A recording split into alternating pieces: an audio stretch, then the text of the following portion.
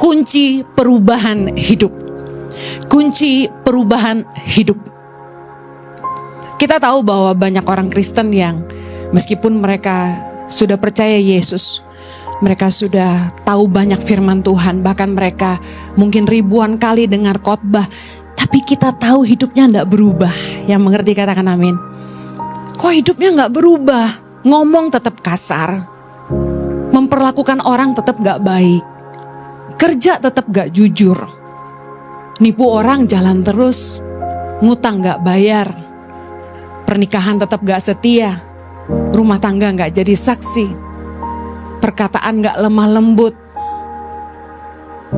Banyak orang Kristen yang kok sepertinya ikut Tuhan, tapi hidupnya enggak berubah.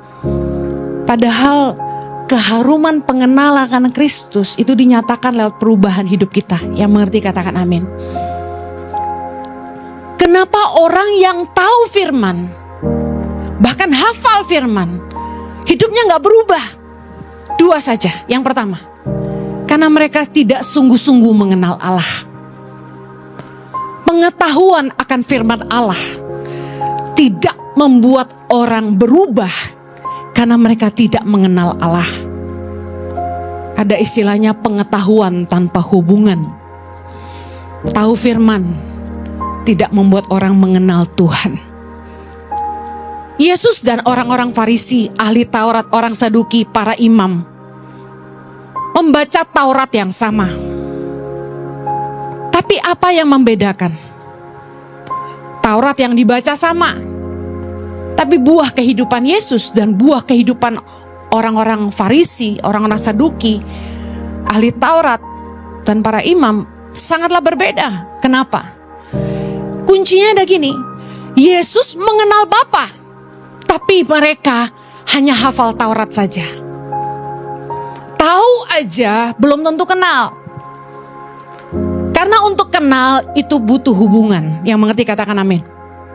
Hati-hati dalam perjalanan kekristenan. Jangan sampai kita cuma tahu firman, tapi kita gak punya hubungan sama Tuhan. Ada kesaksian dari Pastor Kong Hee, Gembala City Harvest Singapura. Mungkin Anda ada yang baca ceritanya bagaimana beliau ditahan di penjara karena kasus keuangan di gerejanya. Ketika dia sangat-sangat terpuruk dan dikatakan dia merasa dia berada di titik terendah dalam hidupnya ketika dia ada di penjara. Bisa dibayangkan malunya dan bagaimana dia merasa ditinggalkan. Tentu ada salah, tetapi di penjara itu dia merasakan keterpurukan yang amat sangat. Dan di sanalah dia mulai bilang sama Tuhan begini, Tuhan, aku ini menyembuhkan orang sakit. Aku ini khotbah dan jutaan orang kenal Tuhan. Aku ini melayani dan banyak orang terima Tuhan. Hidup mereka diubahkan. Aku bernubuat. Dan disitulah Tuhan jawab dia, aku tidak mengenal kamu. Teman saya yang ikut konferensinya Kong Hee dan cerita ini ke saya, dengar kata-kata itu tuh kayak memukul hati saya dengan sangat keras gitu. Seringkali orang Kristen terjebak di dalam fase mengejar berkat dan bukan si pemberi berkat.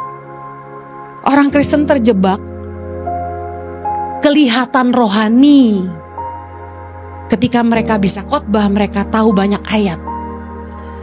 Kelihatan hebat ketika mereka dipakai Tuhan. Ketika mereka terkenal, ketika mereka kaya. Kayaknya itu aja gitu yang kita kejar. Tapi gak banyak orang Kristen yang sungguh-sungguh memastikan mereka dikenal sama Tuhan. Jangan kejar kekayaan, jangan kejar pemakaian Tuhan. Kejarlah pengenalan akan Tuhan. Pertanyaan saya pagi hari ini, apakah Anda mengenal Tuhan dan Tuhan sungguh-sungguh mengenal Anda? Tahu belum tentu kenal. Beberapa orang ngaku-ngaku kenal saya. Bahkan cerita bahwa saya pergi sama dia ke Bali sama-sama. Saya ditanya, si Henny kenal orang ini? Saya bilang enggak. Wah, dia bilang dia ikut Cici ke Bali katanya. Ah enggak, saya bilang saya gak kenal. Ada yang ngaku kenal-kenal. Tahu belum tentu kenal. Mungkin satu kali aja pernah ketemu, halo kenalkan namanya siapa. Dan seperti yang saya pernah bilang, saya paling gak hafal nama orang. Kenalan 10 kali baru saya hafal mungkin. Kecuali kita jadi teman. Kecuali Anda dekat sekali sama saya, baru saya hafal nama. Nama pengerja aja saya lupa. Belum tentu yang singer di sini saya tahu namanya. Tahu belum tentu kenal. Banyak yang melayani di ICI tapi gak banyak yang kenal saya. Tahukah Anda itu? Karena untuk kenal butuh hubungan. Berapa banyak yang melayani di ICI datang ke saya dan benar-benar mendekati saya? Gak banyak. Sama dengan Tuhan, kita tahu firman Tuhan, kita tahu Tuhan karena Tuhan. Tapi apakah Tuhan mengenal kita dan kita sungguh-sungguh mengenal Tuhan? Tidak ada pengenalan tanpa hubungan. Yang namanya kenal itu pasti tahu sukanya apa, maunya apa yang bikin dia marah. Orang yang benar-benar mengenal kita pasti tahu kita siapa. Pernah lihat kita marahnya kayak apa. Ciri-ciri orang yang mengenal Tuhan adalah hidupnya pasti dituntun Tuhan. Orang kalau benar-benar kenal Tuhan, dia pasti ngerti yang Tuhan mau, bener gak? Dulu tuh saya gak suka dandan. Saya ini cewek tomboy.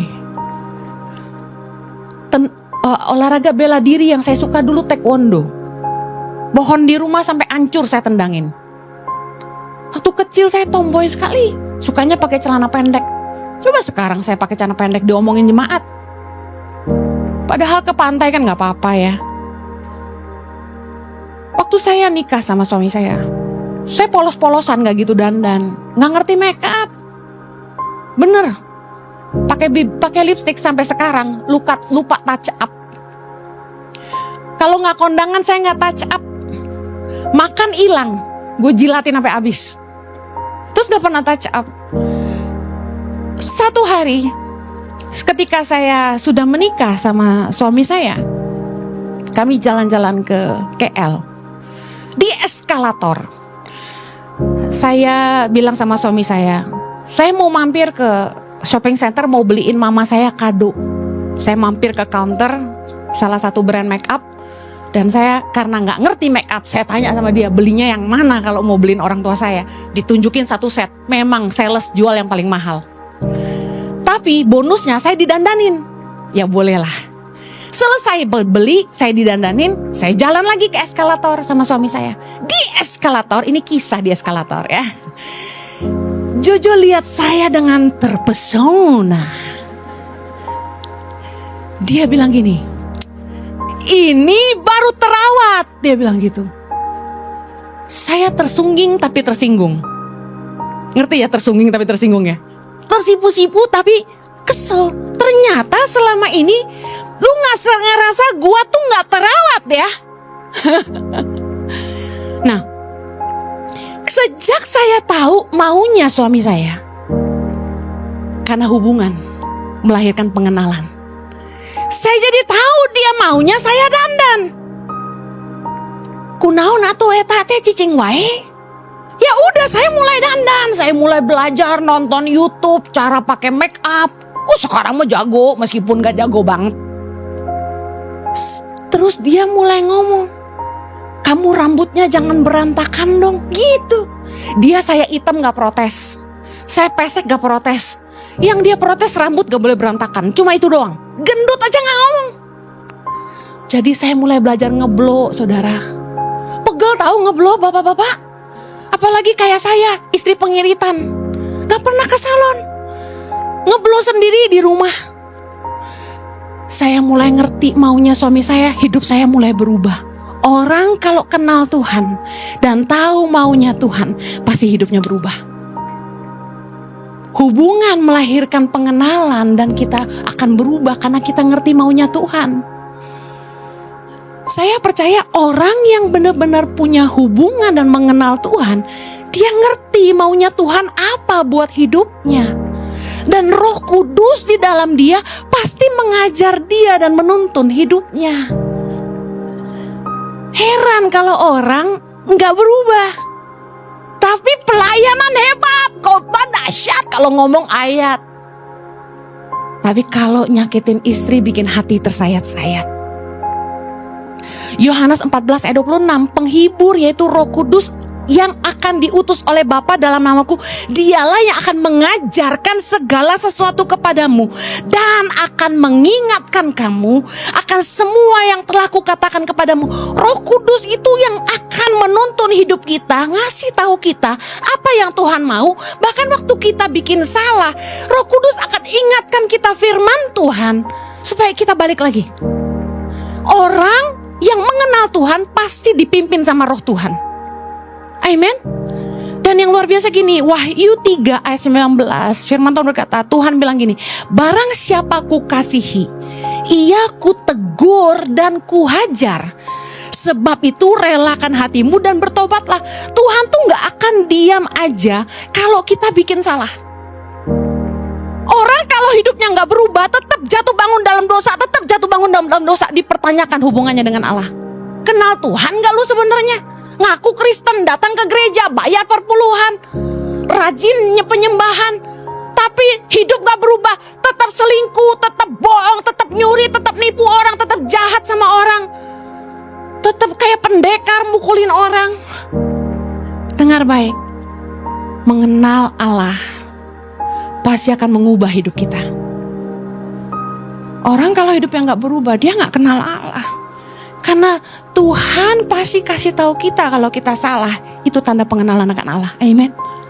Sekalipun Anda jatuh, katakan Anda selingkuh, Tuhan akan menegurmu saat itu dan bilang gini, hentikan. Kamu tahu Roh Tuhan tuntun kamu.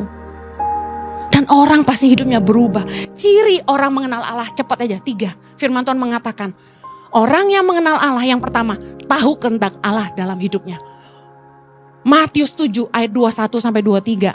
Bukan orang yang berseru Tuhan Tuhan yang masuk dalam kerajaan sorga, melainkan mereka yang melakukan kehendak Bapakku yang di sorga.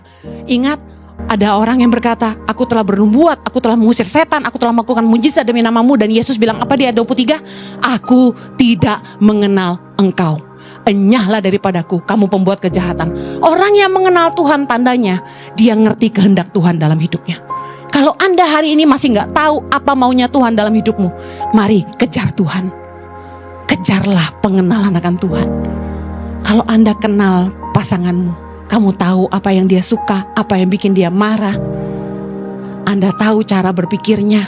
Yang paham katakan amin. Yang kedua, tanda orang mengenal Tuhan. Dia tidak hidup dalam kekhawatiran dan tetap kuat menghadapi badai kehidupan. Bedanya orang yang mengenal Tuhan sama tidak mengenal Tuhan ini. Orang yang kenal Tuhan sungguh-sungguh tidak hidup dalam kekhawatiran. Matius 6 ayat 31-32. Sebab itu janganlah kamu khawatir dan berkata, apakah yang akan kami makan, apakah yang akan kami minum, apakah yang akan kami pakai. Ayat 32. Semua itu dicari bangsa-bangsa yang tidak mengenal Allah. Akan tetapi Bapamu yang di surga tahu bahwa kamu memerlukan semuanya itu. Orang yang benar-benar mengenal Allah tidak akan khawatir, karena dia tahu Bapa tahu yang dia butuh. Katakan amin. Ibaratnya anak dengan bapaknya. Anak saya gak perlu khawatir besok makan apa saya, karena dia tahu papa mamanya pasti siapin buat dia. Amen.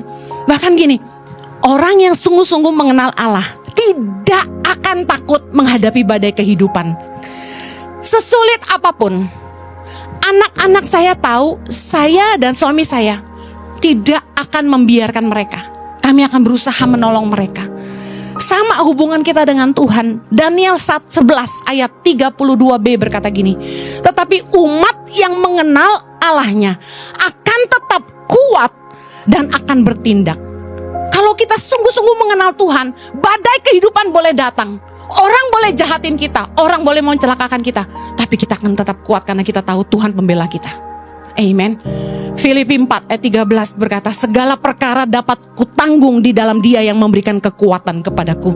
1 Korintus 10 ayat 13 berkata, pencobaan-pencobaan yang kamu alami adalah pencobaan-pencobaan biasa yang tidak melebihi kekuatan manusia.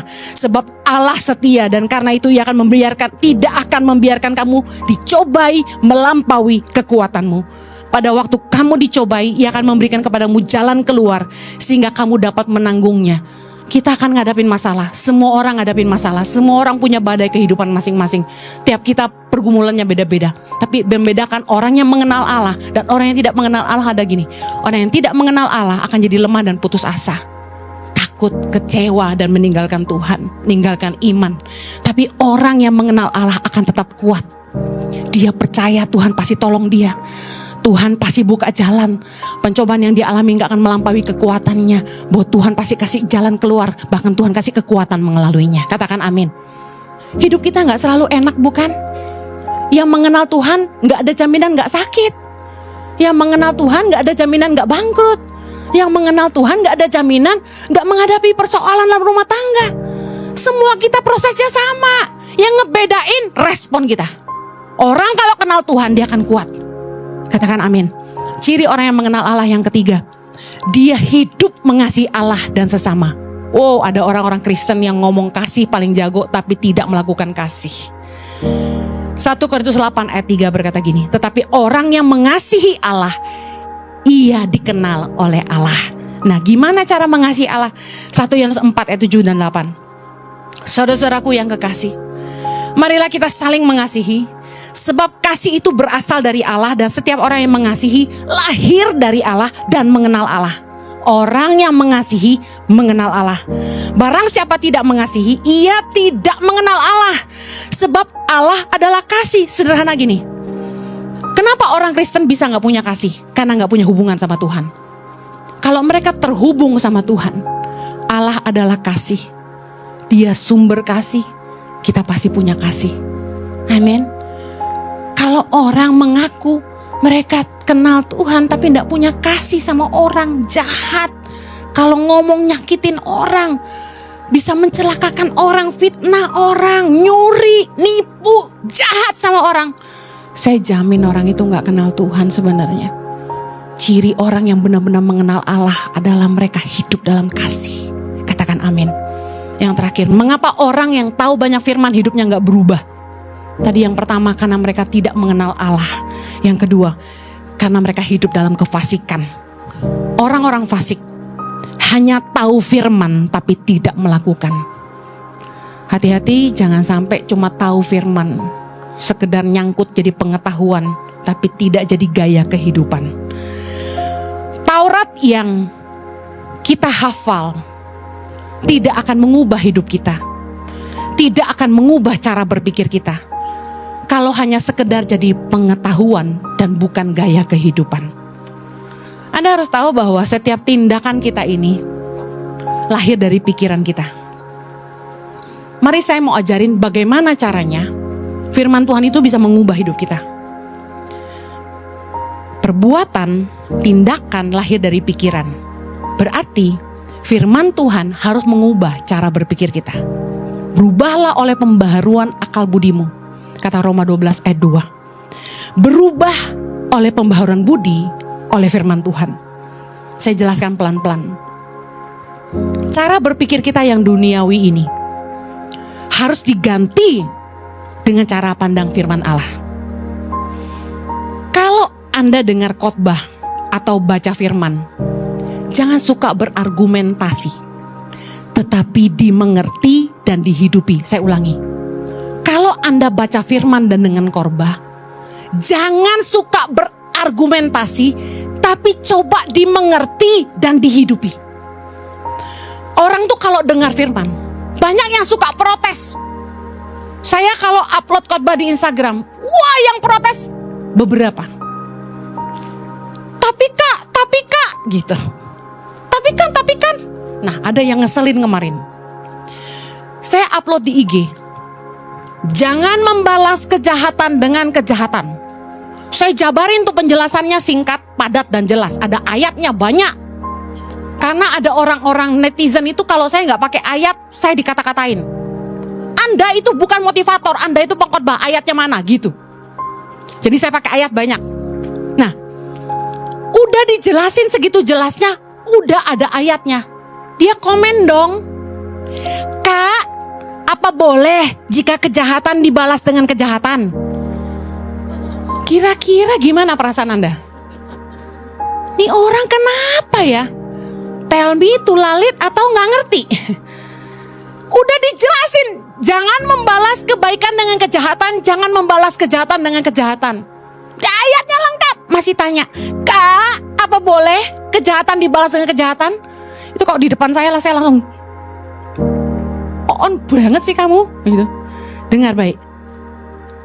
Kalau Anda pengen firman Tuhan itu merubah cara berpikir Anda, jangan sok pinter. Orang yang sok pinter itu gak akan berubah hidupnya. Dengar firman itu coba dimengerti gitu. Dengar firman, dimengerti dan dihidupi. Jangan berargumentasi. Saya mau ajak Anda sedikit ngupas gini. Kita ini kan hidup di dunia. Value-value dunia itu masuk semua ke pikiran kita, betul?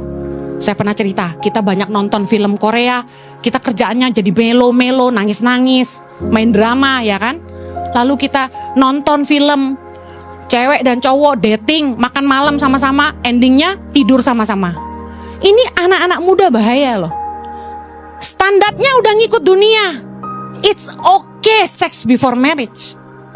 Terus mulai lihat, oh cewek sama cewek boleh nikah. Oh gitu ya. Wah, nilai-nilai dunia. Oh zaman sekarang nge-vape ya. Oh rokok ya. Semua diserap.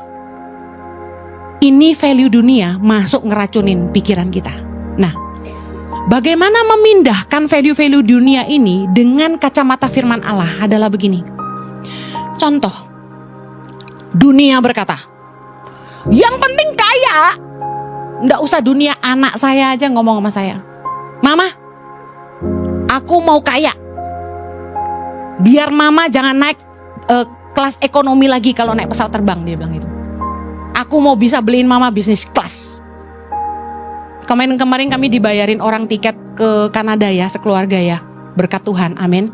5 tiket dibayarin for free. Dia lihat saya naik ekonomi itu saya nggak bisa tidur. Jadi puluhan jam nyampe ke Kanada saya udah terteler-teler. Anak saya langsung ngomong gitu, Mama, aku akan jadi orang kaya. Dan kalau aku kaya, mama gak perlu naik ekonomi kelas lagi. Dalam hati saya bangga tapi sedih. Kok anak saya mimpinya jadi kaya aja? Tapi dunia mengajarkan begitu, kita semua juga bilang begitu. Yang penting hidup itu kaya. Benar apa benar? Jujur. Tapi Yesus berkata, Matius 16 ayat 26. Apa gunanya seorang memperoleh seluruh dunia tetapi kehilangan nyawanya? Dan apakah yang dapat diberikannya sebagai ganti nyawanya? Memiliki seluruh dunia. Wow. Anda lihat artis-artis yang kaya-kaya? Whitney Houston, almarhum. Michael Jackson, almarhum. Dan masih banyak lagi yang lain. Apa yang mereka tidak punya? Kita yang belum kaya-kaya banget, coba lihat dulu mereka yang sudah kaya banget. Oke? Apa yang mereka tidak punya? Nama punya, tenar banget. Uang banyak banget. Pacar banyak banget. Apa yang mereka tidak bisa beli? Tapi lihat ujung hidup mereka. Mereka matinya overdosis karena drug. Kita yang belum kaya pengen kaya.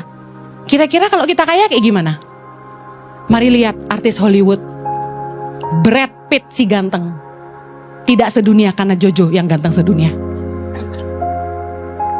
Brad Pitt itu ganteng. Nikah sama artis kesayangan saya Jennifer Aniston. Nggak dikaruniai anak, cerai. Nikah sama Angelina Jolie, si bibir seksi. Saya suka dua-duanya. Cuantik. Main Tomb Raider keren. Suka saya sama Angelina Jolie. Meskipun dia rada-rada aneh ya katanya. Tapi lihat, orang pengen nikah sama perempuan paling cantik sedunia. Saya mau tanya, apa kurang cantik mereka? Apa kurang seksi? Apa kurang montok? Apa yang uang gak bisa kasih mereka? Mereka kaya, mereka punya mansion, istana, rumah di mana-mana. Harta banyak, istri cantik, suami paling ganteng. The hottest man in the world, Brad Pitt dulu. Saya kasih tahu, Kita yang gak punya yang mereka punya. Oh, saya sih punya suami yang paling hot sedunia. Mereka berakhir bercerai. Brad Pitt bercerai dengan Jennifer, bercerai lagi kalau alasannya gak punya anak. Dengan Angelina Jolie punya anak tapi cerai juga. Apa yang kita cari sebenarnya kalau harta? Yesus bilang, apa gunanya seorang memperoleh seluruh dunia tapi kehilangan nyawanya? Jadi yang lebih penting mana? Nyawa atau harta? Nyawa. Lukas 12 ayat 15. Katanya lagi kepada mereka, berjaga-jagalah dan waspadalah terhadap segala ketamakan. Yesus bilang, jangan serakah. Sebab walaupun seorang berlimpah-limpah hartanya, hidupnya tidaklah tergantung daripada kekayaannya itu. Yesus tuh ngomong bener. Kita pakai kacamata dunia, wih duit segalanya. Yesus bilang, jangan serakah. Kalau kamu bilang duit segalanya, apapun kamu ukur pakai duit. Apapun yang kamu lakukan cari duit. Betul? Tapi Yesus bilang, sekalipun seorang berlimpah-limpah hartanya, hidupnya tidaklah tergantung daripada kekayaannya. Apakah uang bisa menyelamatkanmu dari pandemi kemarin? Yang kena COVID itu banyak kan orang kaya. Yang punya private jet, yang punya helikopter. Gak anti pandemi. Saya kasih tahu, Tuhanlah segalanya, bukan uang. Jangan terjebak. Kita kejar berkat, gak kejar si pemberi berkat. Hidup orang gak berubah karena mereka tahu firman tapi gak lakukan. Cinta uang adalah akar segala kejahatan. Demi cari duit, orang gak lakukan firman. Mereka menyiksa diri dengan berbagai duka, bahkan meninggalkan iman, kata firman Tuhan, karena uang. Jangan sampai karena cari duit kamu gak cari Tuhan. Dulu lagi susah, datang ke sini, ikut ibadah nyembah-nyembah sampai nangis meler-meler. Saya lihat tisunya sampai lecek banyak. Minta didoain sama kami. Begitu diberkati Tuhan, usahanya rame, hilang dari gereja. Saya kasih tahu, jangan karena cari duit gak cari si pemberi duit. Tuhan harus jadi segalanya. Bagaimana firman Tuhan bisa mengubah cara berpikir kita? Ada lagi nih, pandangan firman Tuhan harus menggantikan cara berpikir dunia kita ini loh. Lagi, kekristenan hanya akan jadi agama. Orang Kristen akan jadi agamawi, hidup dalam kemunafikan. Kalau kita belajar tentang Tuhan tapi kita gak punya hubungan dengan Tuhan. Firman yang kita dengar, yang kita baca, cuma jadi hafalan, pengetahuan, dan tidak jadi gaya kehidupan. Berapa banyak orang Kristen bicara kasih, tapi hidupnya tidak punya kasih. Semua firman yang kita baca gak boleh cuma jadi hafalan dan pengetahuan, tapi harus bisa mengubahkan cara pandang kita.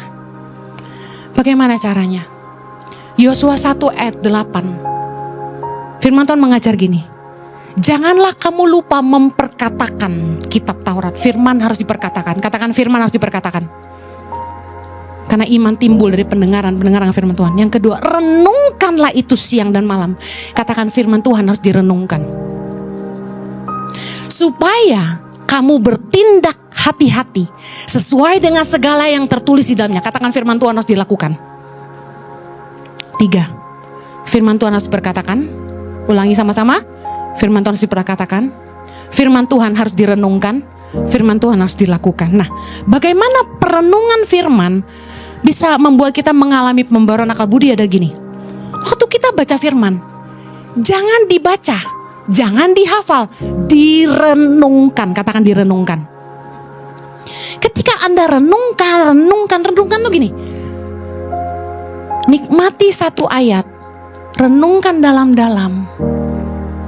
Pengenalan akan Allah. Pengenalan akan Allah. Renungkan, cari ayatnya, renungkan, dikunyah. Dari situ kita tarik. Orang kalau kenal itu harus butuh hubungan. Lewat hubungan kita jadi ngerti maunya orang. Kita jadi paham apa yang dia nggak suka, apa yang dia suka. Kita ngerti pribadinya. Jadi Tuhan itu mau kita kenal dia supaya kita ngerti dia maunya apa. Apa yang dia nggak suka, apa yang dia berkenan. Ketika kita renungkan firman Tuhan itu, ada sesuatu yang terbangun dalam pikiran kita. Yang namanya belief system. Tahukah Anda, belief system dalam bahasa Indonesianya, keyakinan dalam pikiran. Itulah yang melahirkan tindakan. Saya kasih contoh.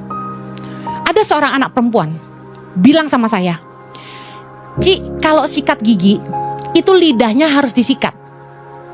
Kenapa saya tanya gitu? Dia bilang, kata mama saya, supaya nafsu makan. Anak ini masih kecil, lucu. Sampai hari ini saya ingat perkataannya. Jadi gara-gara omongan itu, saya sikat lidah saya, makanya nafsu makan berlebihan. Tapi dengar baik, mamanya kasih tahu dia kalau sikat gigi harus sikat lidah supaya nafsu makan. Jadi dia lakukan. Kenapa dia lakukan? Karena dia percaya omongan mamahnya. Anda tidak gunting kuku malam-malam. Kenapa? Katanya zaman dulu, kalau gunting kuku malam-malam bisa lihat hantu. Atau nyumpain orang tua mati. Macam-macam kan? Bener nggak? Padahal gini, zaman dulu belum ada listrik. Kalau kamu gunting kuku nanti dagingnya kegunting. Tapi itu dibikin dongeng jadi sebuah kepercayaan dalam pikiran. Gak boleh gunting kuku malam-malam. Siapa di sini yang gak mau gunting kuku malam-malam? Angkat tangan. Ya, lihat, kepercayaan dalam pikiran melahirkan tindakan. Kalau kamu mau hidupmu berubah, firman Tuhan yang kamu renungkan terus menerus akan terbangun sebuah keyakinan dalam pikiranmu begini, bahwa hidup ini yang paling benar standarnya firman Tuhan. Apapun yang kamu alami, keputusan apapun yang kamu mau ambil, kalau nggak sesuai firman Tuhan, itu nggak kebenaran. Setuju? Harus ada belief system yang terbangun bahwa pandangan dunia salah, pandangan firman Allah paling benar. Renungkan firman Tuhan, sehingga menjadi sebuah keyakinan dalam pikiran yang mengubahkan kehidupan ketika kamu mulai melakukan. Yang mau katakan amin. Yang rindu hidupnya berubah katakan amin. Belajar mengenal Allah sungguh-sungguh. Punya hubungan dengan Dia. Bicaralah dengan Dia, Dia mau bicara dengan Anda. Firman Tuhan berkata, mendekatlah kepada Aku. Karena Tuhan mau mendekat kepada kita. Yang kedua, dengar firman, baca firman, renungkan, perkatakan dan lakukan. Bangun itu jadi sebuah kepercayaan, belief system di alam bawah sadarmu yang akan melahirkan tindakan-tindakan yang sesuai firman, dan itulah yang mengubahkan hidupmu. Saya percaya orang yang sungguh-sungguh mengenal Allah dan orang-orang yang sungguh-sungguh melakukan firman Tuhan, hidupnya akan berubah. Yang mau diberkati katakan amin. Kita berdoa, kasih karunia-Mu memampukan kami mengerti firman, menghidupi firman, agar hidup kami diubahkan. Tolong kami bangkitkan rasa haus dan lapar akan kebenaran. Jemaat berdoa, minta sama Tuhan. Tuhan, berikan aku rasa haus dan lapar akan kebenaran. Karena berbahagialah orang yang haus dan lapar akan kebenaran, karena mereka akan dipuaskan, kata firman Tuhan. Ubah cara hidup kami, ubah cara berpikir kami. Biarlah firman Tuhan jadi pegangan satu-satunya standar dalam kehidupan. Di dalam nama Yesus kami berdoa. Yang diberkati Tuhan sama-sama katakan amen. Have a blessed Sunday. God bless you. Mazmur pasal yang pertama, ayat yang pertama sampai ayat ke-6. Demikian firman Tuhan. Berbahagialah orang yang tidak berjalan menurut nasihat orang fasik, yang tidak berdiri di jalan orang berdosa, yang tidak duduk dalam kumpulan pencemooh, tetapi yang kesukaannya ialah Taurat Tuhan, dan yang merenungkan Taurat itu siang dan malam. Ia seperti pohon yang ditanam di tepi aliran air, yang menghasilkan buahnya pada musimnya, dan yang tidak layu daunnya. Apa saja yang diperbuatnya berhasil. Bukan demikian orang fasik. Mereka seperti sekam yang ditiupkan angin. Sebab itu orang fasik tidak akan tahan dalam penghakiman. Begitu pula orang berdosa. dalam perkumpulan orang benar. Sebab Tuhan mengenal jalan orang benar, tetapi jalan orang fasik menuju kebinasaan.